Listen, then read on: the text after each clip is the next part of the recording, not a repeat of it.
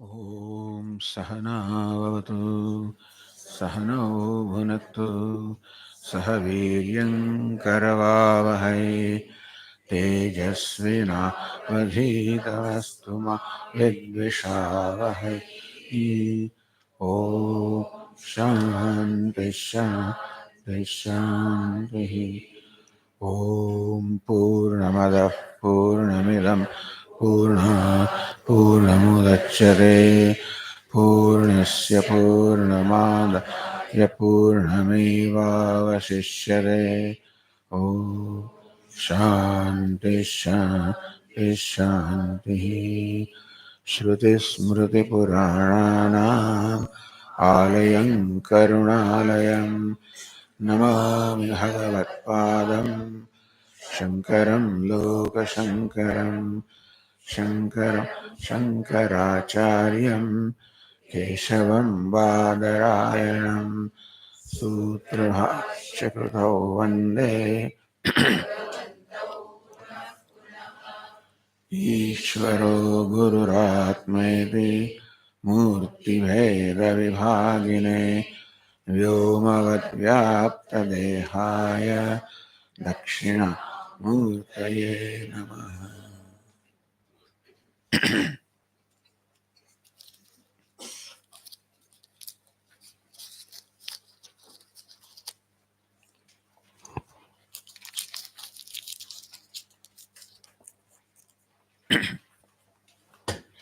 During this week, we are going to study a section from an Upanishad called the Brihadaranyaka Upanishad. Upanishad, as you very well know, means self-knowledge. The word Upanishad itself reveals that word has three components: Upa and Ni, they are the prefixes, and Shad or Sad is the verbal root. Upa, Ni, Shad, or Upanishad becomes Upanishad. That word Upanishad itself reveals what the subject matter is and what it accomplishes for us. The prefix Upa is in sense of samipye, proximity. So this is a knowledge of something which is proximate. How proximate? Unconditionally so. The table is more proximate than the wall is more proximate than the river, the body is more proximate than the table. The most proximate or the unconditionally proximate, as far as I am concerned, is my own self, nothing more, nothing nearer to me than myself, even nearer than body, nearer than prana, the vital air, nearer than the mind is the self. So upa, in sense of proximity, brings us to the idea of the self, Atma. So this is a knowledge of Atma or the self. What kind of knowledge? The prefix ni reveals that nature of knowledge. It is nishchitam jnanam, ascertained knowledge. Knowledge which leaves no doubts or errors, no doubts, no samshaya, no viparyaya. In the knowledge there can be these obstacles. First, avaranam, ignorance is the first obstacle to knowledge. Samshaya, doubt, is the second obstacle. Viparyaya, the false notion, is the third obstacle to knowledge. As long as one or the more obstacles is there, so long the knowledge cannot be determined, ascertained knowledge. So this is nishchitam jnanam. Knowledge which is without, of course, ignorance, doubt, as well as error. Therefore, last night a question was there, Swamiji, the means of knowledge are said to be Shravanam, Mananam, Nididhyasanam. Again, that comes from this Upanishad, where Sri Yajnavalkya tells Maitreyi, Atmavare, Drashtavya, Shrotavya, Mantavya, Nididhyasatavya, Maitreyi. Hey Maitreyi, Atmavayare Drashtavya, Atma must be seen, known. Drashtavya, known as an immediate reality of myself. This is, there the word used is Atma must be seen. Now, of course, it cannot be seen like a flower that I see in front of me, but the verb seen is used here, the sense of a clear knowledge. Thus, when I see something like this, a flower in my hand, that is a knowledge which is clear knowledge without any doubt or error. So, hey Maitreyi, Atma must be drashtavya, must be seen. Why? But there was a long preface before being told, before this was said, Atmastu kamaya saram priyam bhavati, navare patyuhu kamaya patih priyo bhavati, Atmastu kamaya patih priyo bhavati. Hey Maitreyi, it is not for the sake of the husband that the husband is dear. Wife thinks that husband is most dear to me. It's not for the sake of husband that the husband is dear. It is for the sake of self that husband is dear. And then Maitreyi would say, how about wife? It is not for the sake of wife that the wife is dear. It is for the sake of the self that wife is dear. So many illustrations are given. An ultimate conclusion is Atmanastu kamaya sarvam priyam bhavati. Whatever it is that is dear to us in our life is so because the self is dear to me. Someone or something becomes dear to me when it facilitates my own love for myself. We are born with a natural love for ourselves. But then it does not always happen that we love ourselves because of many notions that we have about ourselves. Self as it is, of course, lovable, most lovable. But the self I think of may not be lovable. If I think that I am a Swami so and so, I'm a father, I'm mother, I'm tall, etc., that self may not be the most lovable. Because that is when the body is taken to be self, and I think that I'm father or mother. So the self that I take myself to be normally as a man, a woman, husband, wife, father, mother, even that self also is not always lovable to me. But self is that which is unconditionally lovable to me. But unconditional means at all the times, at all the places, and all conditions, I must love myself. And why is it so?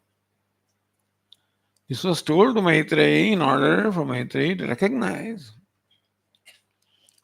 what we really love is happiness. And when it's said that we love ourselves, that means that, hey Maitreyi, happiness is yourself. The reason for being told, Maitreyi being told is that don't look for happiness outside of yourself. You don't love the husband for the sake of husband. You love husband for the sake of yourself.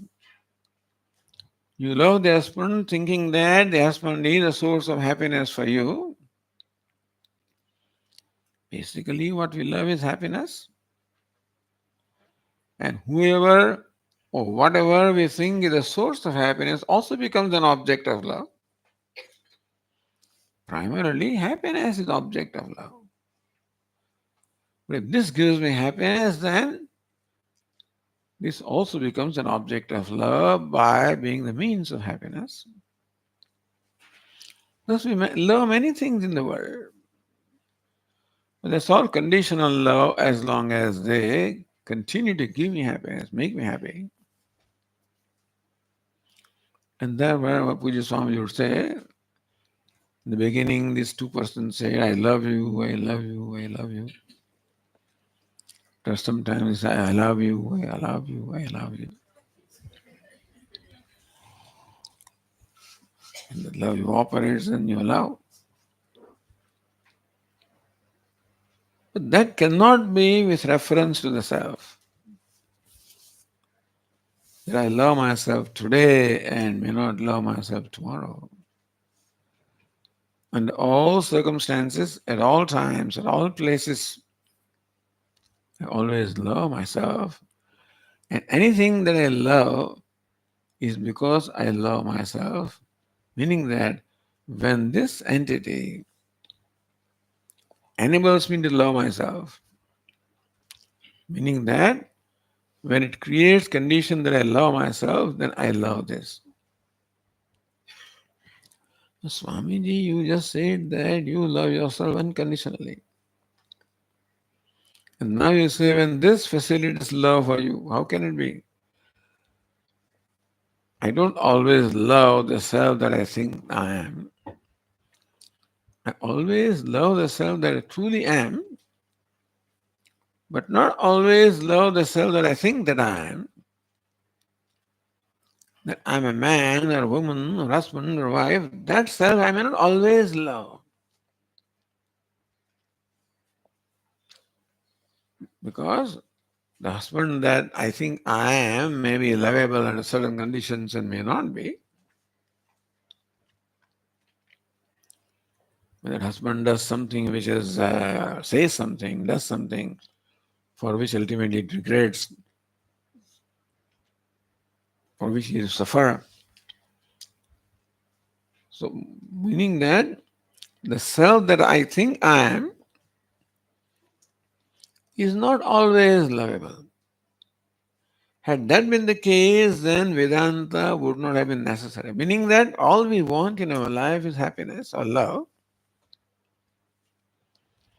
And I always loved myself. I always enjoyed myself, and that's all we need in our life. In which case, there would have been no need to study Vedanta. Vedanta teaches us how to discover love for our own self. Very strange, is it not so? How to discover love for our own self?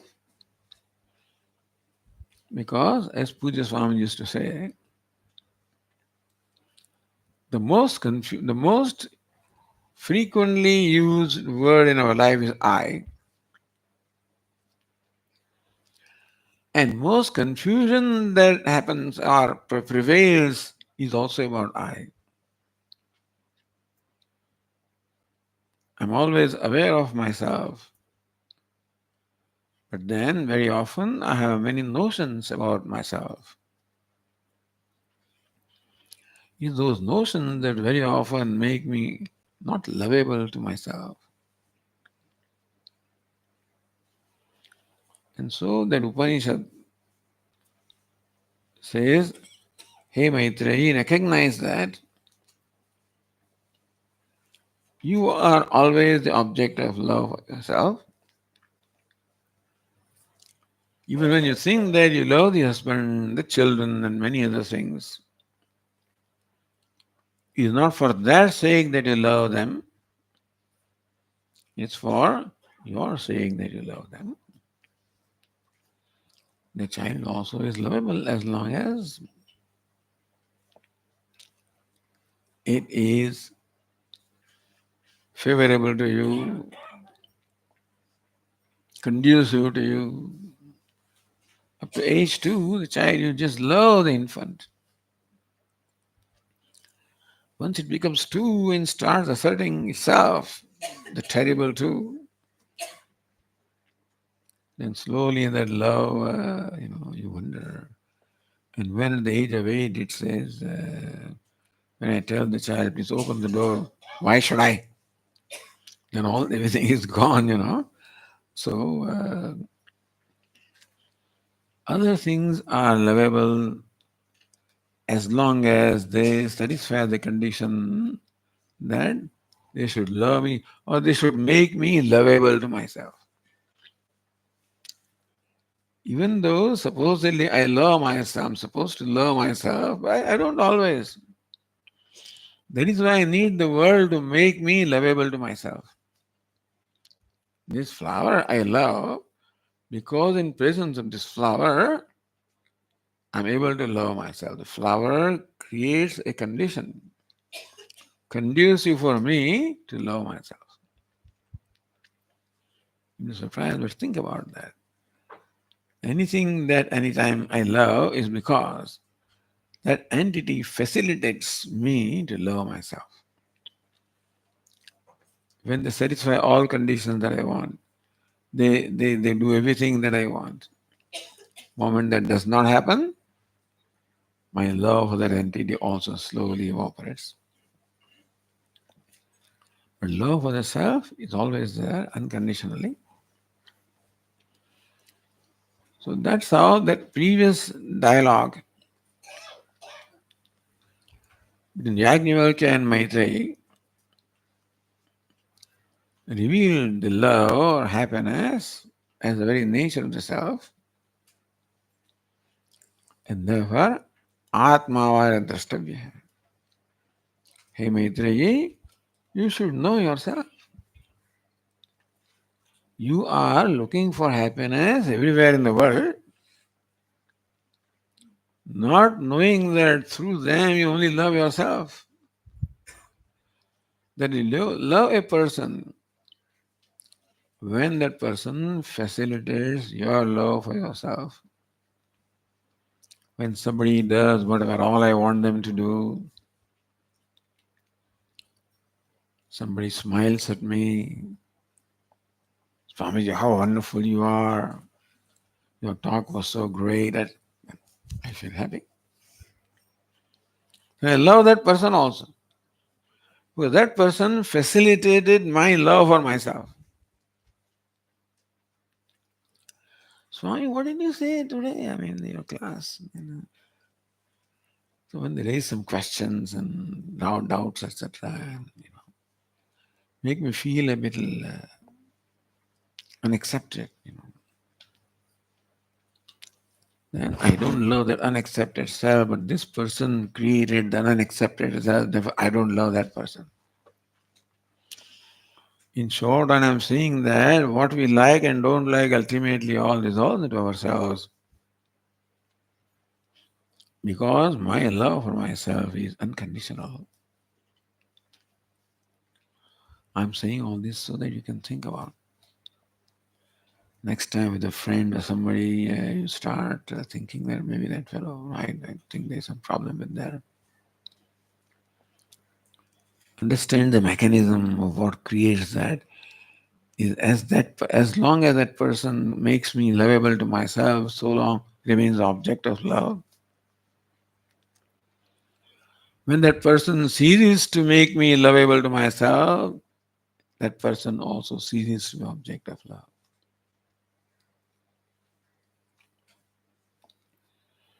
Atma is object of love because Atma is happiness. Therefore, Atma Vare Drashtavya. He Maitreyi, you should first of all know yourself. Because you're looking around everywhere in your husband, in your children, in many other things for happiness. You think that you love them, it is not that you love them for their sake. You love them for the sake of yourself.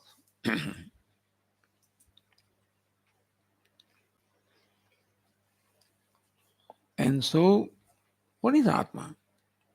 This was explained in the previous Brahmana or previous section in great detail with lot of reasoning by Yajnavalkya to Maitreyi.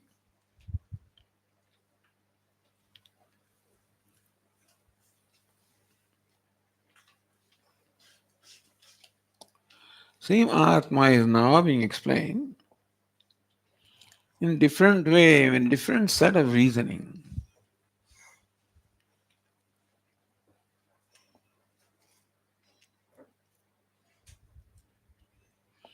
It is now in the form of a dialogue between sage Yajnavalkya and King Janaka. So this whole Jyotir Brahmana is the form of dialogue between sage Yajnavalkya and King Janaka. Let us read the first passage.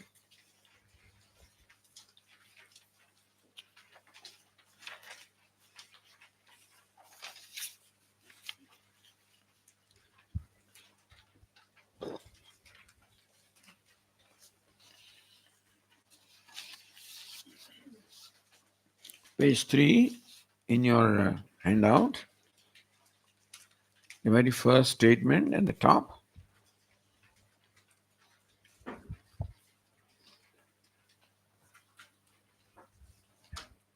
Still pages are turning and turning.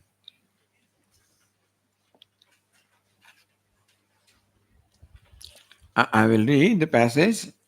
You please repeat after me.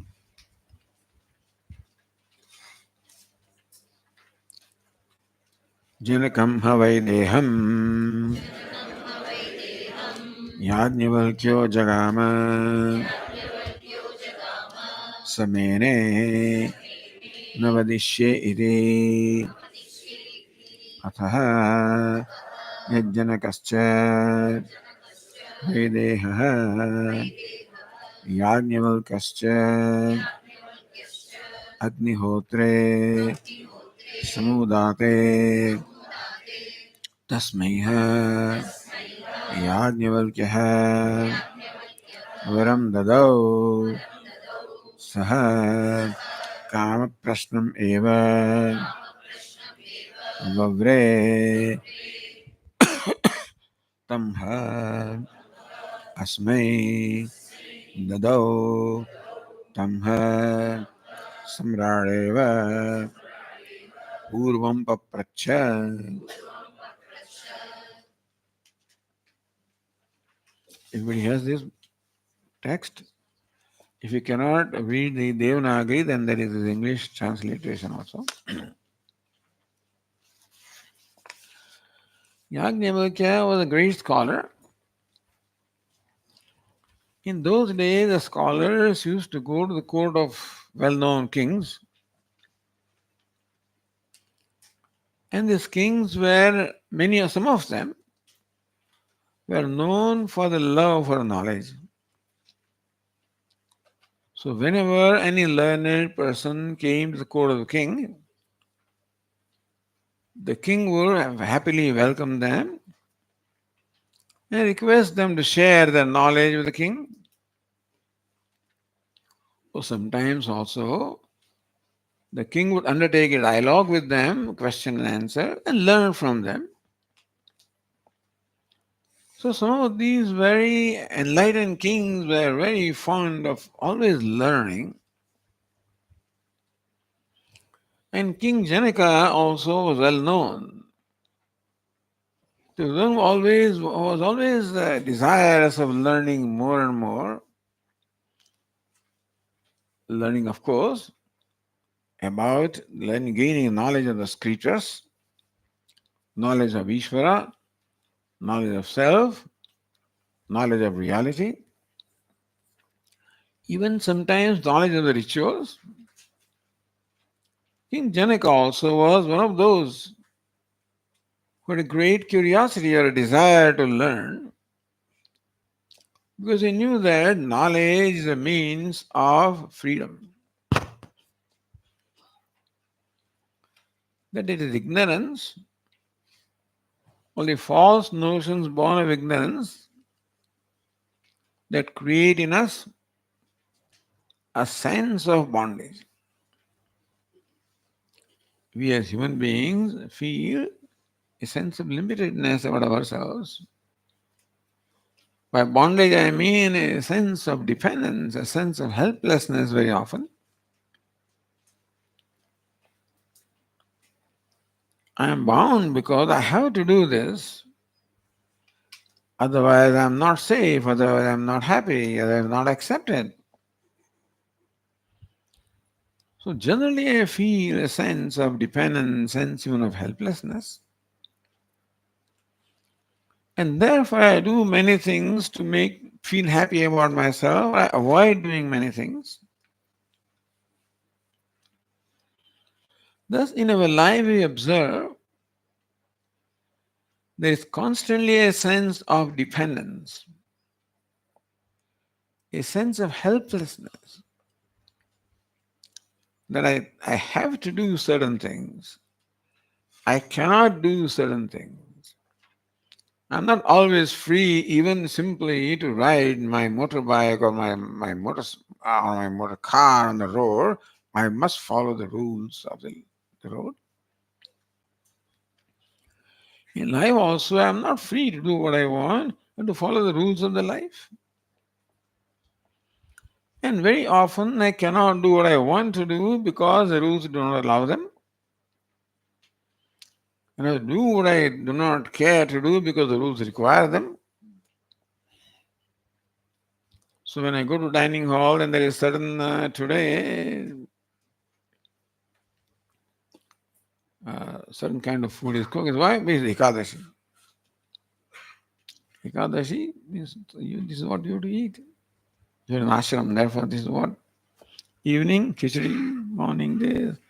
I have to follow the rules.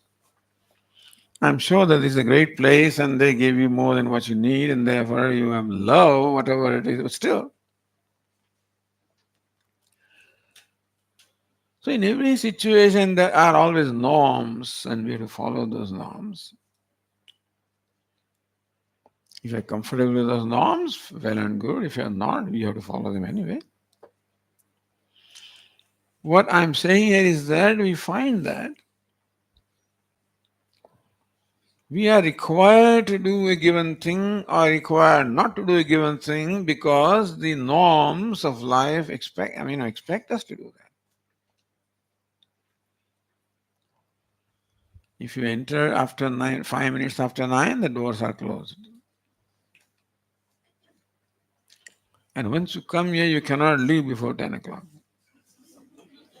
whether you like it or not. You must have heard this funny story about a Puja Swamiji. He used to have these evening discourses in Delhi at 6:30 in the evening in Fiqh in a hall, FCCI, I think that's. Yeah. So, but then Swamiji was a very popular speaker there, but by 6:15 the whole hall will be full. If you arrived at 6:30 also, they may not get a seat. So this lady, who always liked to sit in the front row, would always make sure that she goes in time to occupy her choice seat. But today she was occupied with some other thing, the chore, and therefore she knew that she could not reach the hall before 6:30. So she sends her servant and tells him to occupy a given seat so that when she comes, she can get that thing. The servant is made to sit in the given chair on the front row. 6:25, Puja Swami came in, 6:30, the talk started. And this poor fellow who is sitting in the front row, looking here and there, where is she? Where is the mistress? She was late. So you can imagine the condition of that person, who is required to sit there, who does not understand and wants to get out, and you cannot get out. That's a helplessness. That's called bondage. So very often we also are subjected to many situations where we are not free to do what we want to do. And you have to do what you do not want to do, you cannot do what you want to do, etc., etc.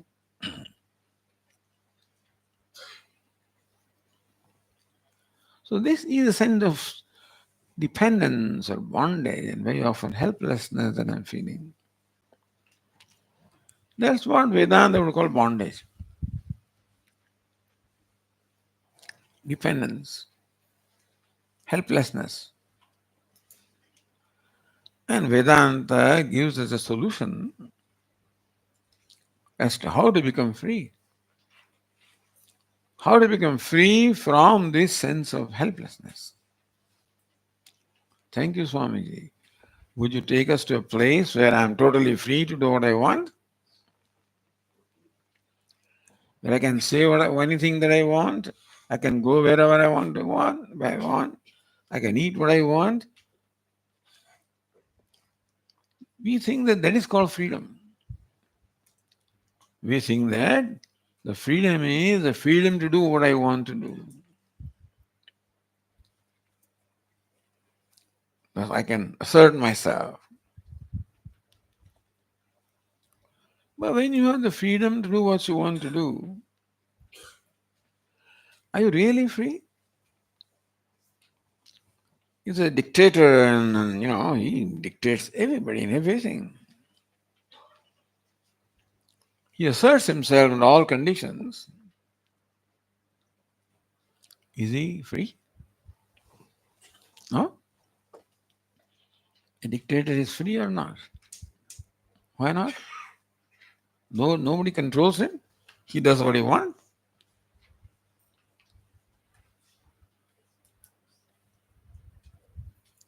Would you not like freedom like this? That what he says happens, what he does not says does not happen, etc. Isn't that freedom? Well, is there some bondage involved in this person, this dictator, so-called dictator who has his way wherever he wants, who gets what he wants, who does what he wants? Would that be called freedom? Is there any bondage involved in that? What is the bondage?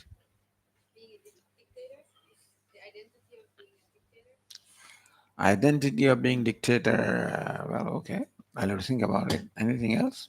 Pushed by the desire to do whatever he wants. Desire to do whatever he wants. Pushed by the desire. So he becomes restless.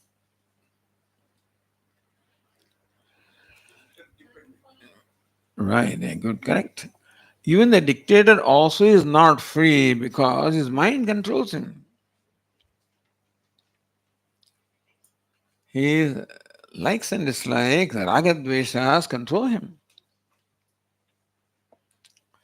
Therefore, when his mind is overcome by raga, attachment, or impulse, even he doesn't have freedom to overcome that impulse. Impulse controls him. Is it not so? He gets angry. That anger controls him.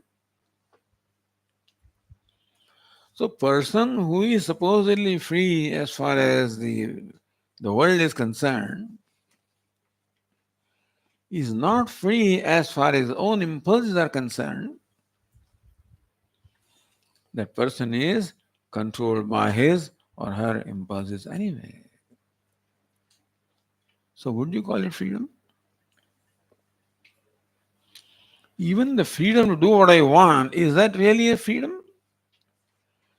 Because what I want, there's something that dictates me what I should do, and I have to follow that. So, there is even the dictator, the one who dictates everybody else, also is dictated by what he or she wants or doesn't want. So freedom is not the freedom of doing what I want to do. saying what I want to say, eating what I want, etc., etc. That is not freedom. That is what we think is freedom. That's what person is trying to achieve, the freedom. I want to achieve, I want to have enough money, enough power, play, fame, name, etc., so that I'm free to do what I want. But even that is also not freedom because then also that person is controlled by his or her impulses. So, what is real freedom? Not only freedom from the external world, but then freedom also from these internal impulses. And that is a true freedom. Even the world, I'm not free in the external world. I may be imprisoned. People are even tortured also. And still, those who enjoy, there are some rare people who enjoy their inner freedom. They're happy under all conditions. So happiness is the same as freedom. Both happiness and freedom are subjective phenomena centered upon I, not centered upon things around me. I cannot describe freedom in terms of situation. Even if I describe that would not always apply. The freedom is not centered on the situation. The freedom is centered upon I. Happiness is centered upon I. That is what in a way. Now patih priya bhavati, atmastu kamaya patih priya bhavati. Hey Maitreyi, it is not for the sake of the husband that the husband is dear, it is for the sake of the self that the husband is dear. Navare jaya kamaya jaya priya bhavati. Not for the sake of wife that the wife is dear, it is for the sake of self that the wife is dear. And so forth. Gives a long list. Navare sarvasya kamaya sarvam priyam bhavati. Atmasu kamaya sarvam priyam bhavati. Hey Maitri, it is not for the sake of all that all are dear to you. It is for the sake of yourself that all are dear.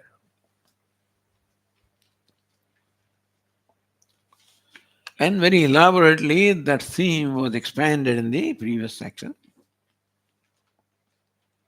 as to how it is self that is dear. There is unconditional love for the self.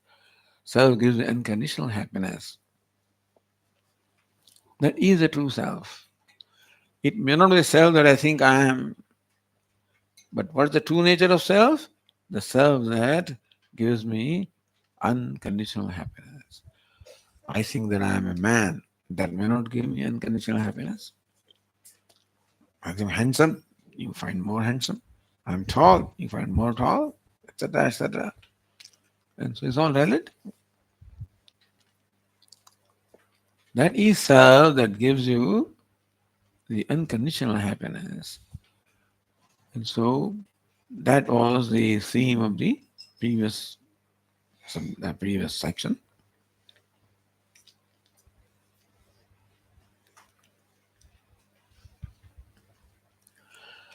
This Jyotir Brahmana that we are now going to study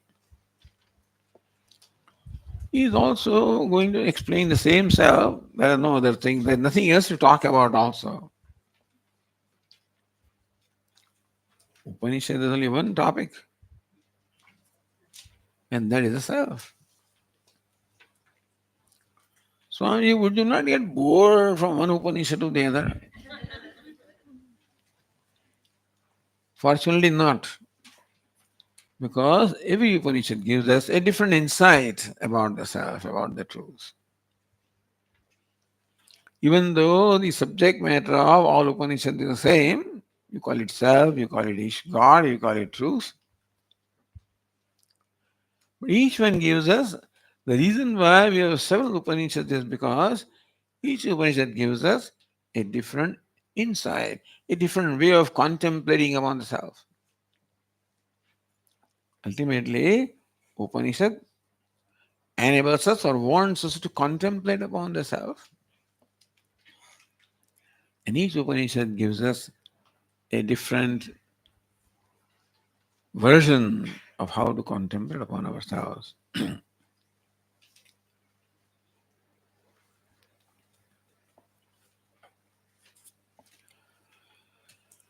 There is also this tradition in the Upanishads that the teaching is imparted in the framework of a little story, a little anecdote.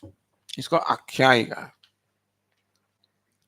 You can start your the lecture just like that, or you can give discourse in the framework of a little anecdote.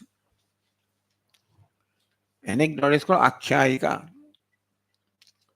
So very often we find, there are some Upanishads we don't find that.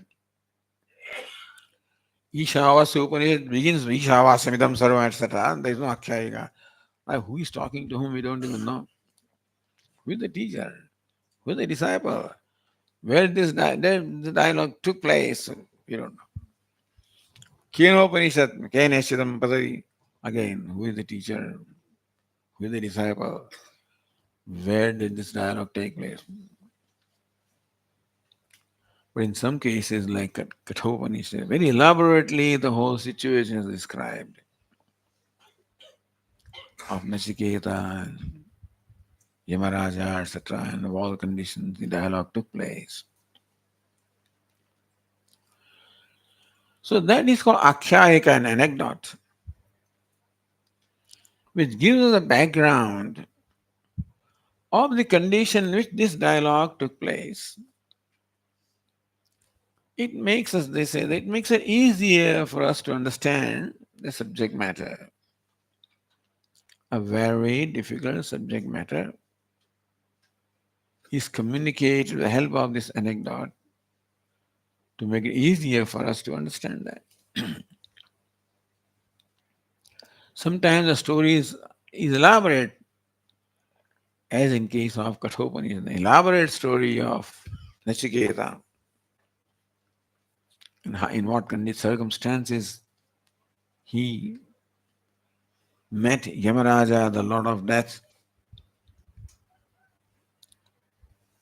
and what circumstances Lord of Death imparted teaching to him.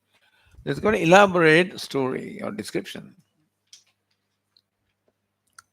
And sometimes there is no such description at all. And sometimes there is sometimes anecdote is long, sometimes short. Here the anecdote is in the form of a dialogue between Sage Yajnavalkya and King Janaka. So that we get a little flavor of the situation which this teaching was imparted. And that gives us also a certain mental framework to understand this teaching. So here the passage starts with saying,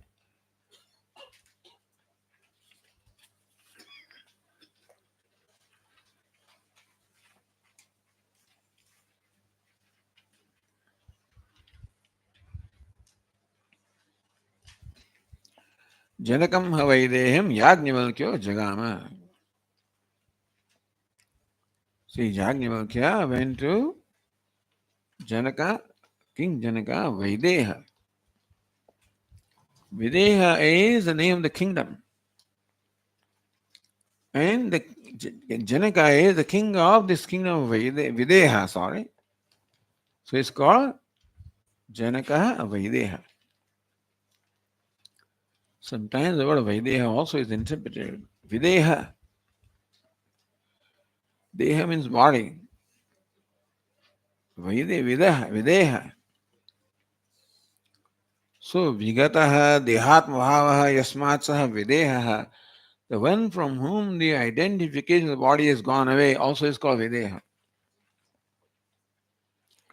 Meaning Janaka is credited to be an enlightened person who was free from the identification of the body, meaning that who was free from the idea that I am the body, meaning that who was rooted in knowledge of the self that I am Brahman, I am consciousness, which is other than the body, mind, sense complex.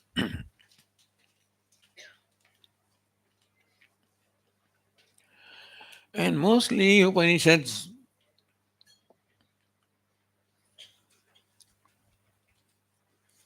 elaborate this viveka or discrimination or separation between the anatma, non-self and self.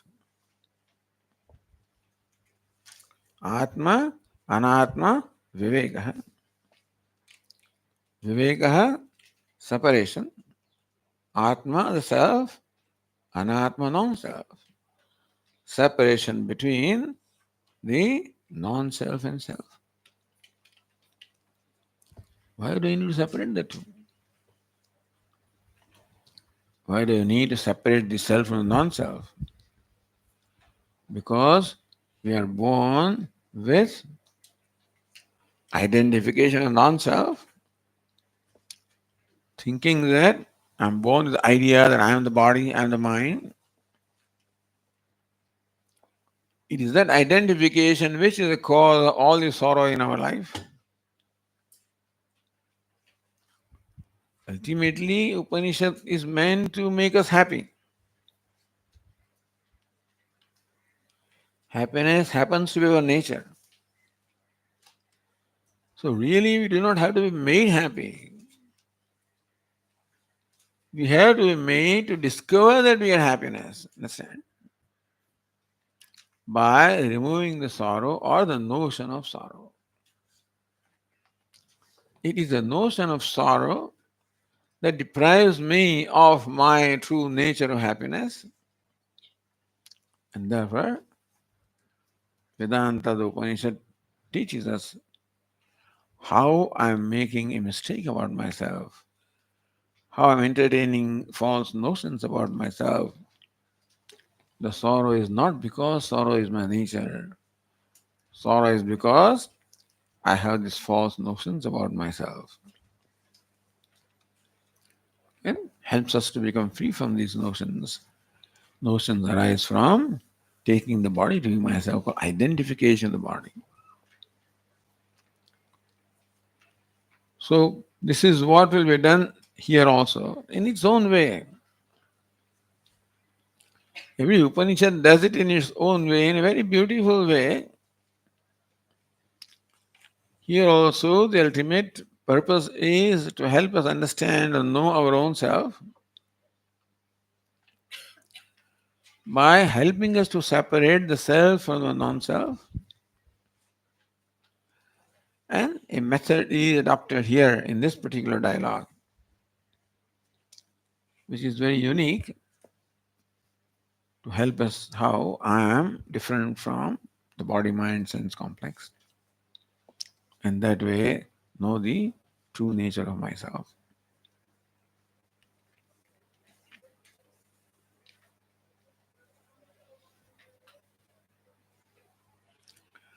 And what's the purpose of this akshayika or the anecdote? Apart from facilitating, the in our mind the situation in which this dialogue took place. Sometimes that anecdote is also for praising the Brahma Vidya. Brahma Vidya is knowledge of the self and knowledge of Brahman, to extol the Brahma Vidya. Brahma Vidya stutyartham. How will you say that this is a dialogue between King Janaka and Yajnavalkya? In what way is the knowledge praised or extolled? Because who is the disciple? None other than King Janaka was one of the greatest kings, and he also submits himself at the feet of sage Yajnavalkya and follows the instructions of Yajnavalkya. All the contemplation of ourselves and gains that knowledge, so this knowledge must be very valuable. when such great emperors also devote themselves to the pursuit of this knowledge, and that the knowledge has to be imparted by a teacher, even though King Janaka himself was a very learned person, he did not attempt to know it himself or deliberate upon it himself. He requested the teacher to please impart him the knowledge, meaning that this knowledge has to be gained from a teacher. All of these little things we learn from what you call Akhyayika or the anecdote. And with that background, we'll conclude this morning class now and continue discussion in the next class. Om Purnamada Purnamidam Purnat Purnamudachyate Purnasya Purnamada Purnameva Vashishyate. Om Shanti Shanti Shanti.